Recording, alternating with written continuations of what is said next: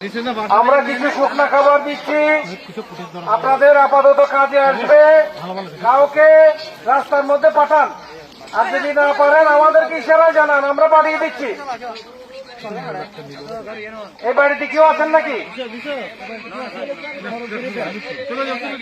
ভাই? আমাদেরকে কিছু প্যাকেট পাঠান না আপনারা।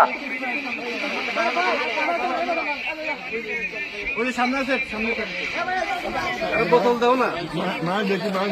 আপনারা এখানে কয়জন?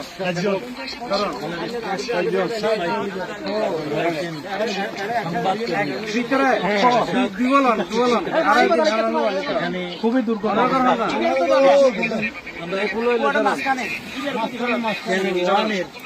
জেলা প্রতিনিধি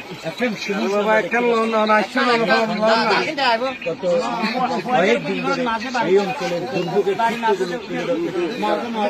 কথা বলার চেষ্টা করি। হরিয়া না, ওইখানে দিয়ে দিব, লোকজন আসতে না না দিয়ে দিব। একজন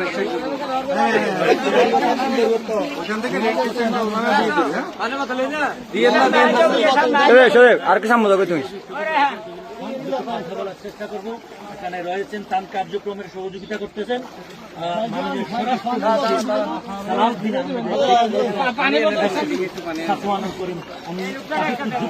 চেষ্টা করবো। ধন্যবাদ দেলোয়ার। আপনারা জানেন যে আমরা আজকে সারাদিন এই যে বন্যা দুর্গতদের পাশে আমরা দাঁড়িয়েছি এবং আমরা বিভিন্ন ভাঙন পরিদর্শন করেছি। এখন প্রশাসনের আমাদের ইউনো সাহেব আছেন এবং এই অফিসের কর্মকর্তারা আছেন। দুর্যোগ মোকাবেলায় আমরা সবাই ঐক্যবদ্ধভাবে কাজ করতেছি। আমরা এখন ত্রাণ কার্যক্রম পরিচালনা করছি। আমি সবাইকে অনুরোধ করব, আপনারা ঘরে বসে না থেকে আপনারা যা কিছু আছে তা কিছু নিয়ে আপনারা আমাদের বন্যা দুর্গতদের পাশে দাঁড়ান। আমরা যেটুকু খাবার এনেছি, এখানে হাহাকার চলছে, এখানে খাবারের অভাব, সুপেয় পানির অভাব। এখানে মানুষকে অবশ্যই খাবার দিতে হবে।